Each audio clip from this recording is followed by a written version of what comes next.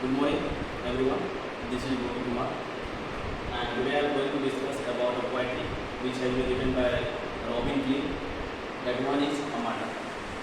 First of all, my dear students, I would like to just share some ideas and about some matters that we usually face in our daily life. You are scolded by your parents many times whenever you are to do something which are not instructed by your parents, and then we have different feelings it comes suddenly in our mind, right? Here the poetry Amanda that you are just watching here, which has been written by Robin Greene. Robin Greene, one of the best, I think one of the good, actually the writer of Australia. And he got born on 20th February 1936, Cairns, New South Wales, right? He had some given a very good, actually he has given, sorry, not he is actually alive now. He has given very good work, and for that he got also the award. Just like came back to show you I could fly. For this work he has got right award of the foreign. Thereafter, let's come to the point of the study of Amanda. This is the poetry I have told you very well, and this poetry has been discussed between two persons, right? I must actually first of all I must ensure you that if you are asked such questions, that in this poetry how many people or how many characters are conversing each other, then you must ensure that there are two characters. What? The first of all, mother, right? First of all, mother. Second, daughter. Got it? Second, daughter. First of all, mother. Second, daughter. What's happening here? Mother is scolding her daughter to do such a behavior, and after that, what type of thinking, what emotions, right, are coming into the mind of that girl, it has been given here. In the first four lines which has been given here, this is the scoldness of mother. And after that four lines, what you have been given in your book, you will get which lines you are getting there. Those are the part of internal mind of that girl, right? So let's discuss. The first of all, don't bite your nail, Amanda. Don't hunch your shoulders, Amanda. Stop that slouching and sit up straight, Amanda. Right? I told you that very well.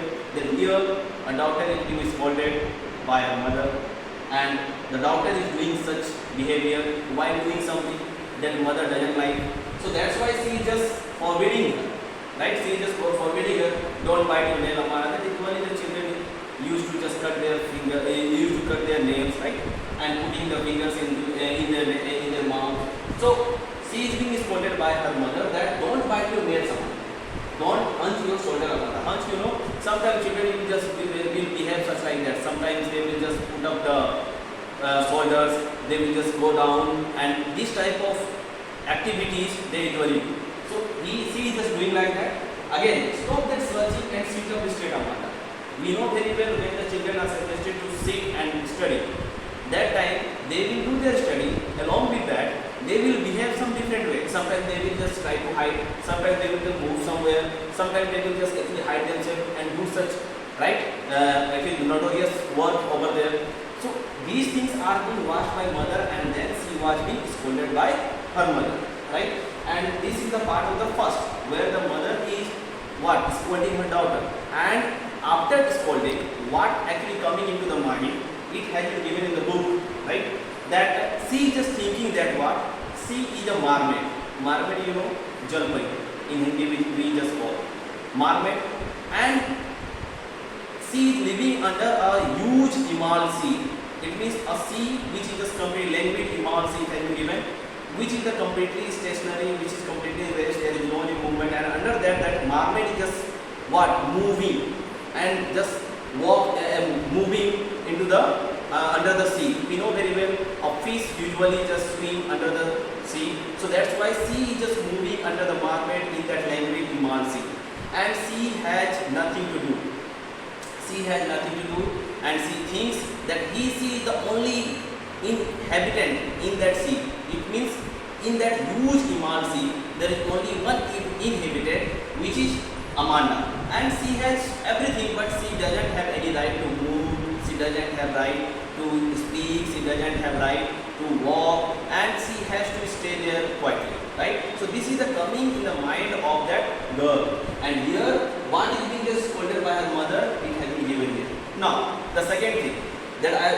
stanza that I have explanation I have just given you. Second thing, you must be sure that each and every poetry we will have some literary terms which are very important.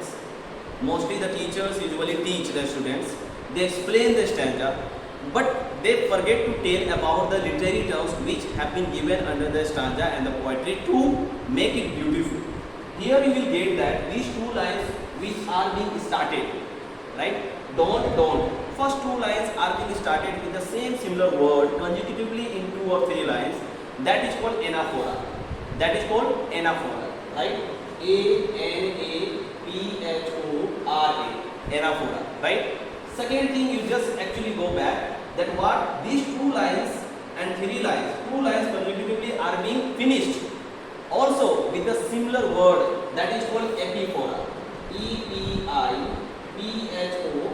Epiphora. Right? Second thing, if you will go for another one, that don't bite. T. We are putting a stress here. T and T. It means those words in pronunciations are getting finished with the consonant letter, and we are putting stress on this particular word or letter. And we have the consonant letter that will be called consonants. So here we have been given what? Consonants, right? So these are the literary terms, and many another terms you will get. Here you will get assonance. Here you will get actually alliteration, just like stop, sludging, sit, s. Those words are starting with a similar consonant letter, right? But the words are different. That will be called alliteration. You have been given repetition. We may call it what? Amanda. So this one, thus we can just suggest that many literary terms have been used, and thus the poetry has been given. If you go to the second stanza, you will get what? Again, that C. It's a rhyming scheme. And sorry, one thing. The rhyming scheme of this poetry what? Amanda, state Amanda. Yani A. And what's coming in the next stanza is C. Right? It means all actually the rhyming scheme of this poetry is what? A, B, C. Got it? So this all about this poetry. And first of all, the tone of this poetry is scolding, suggestive, and the theme of the actually this poetry is what?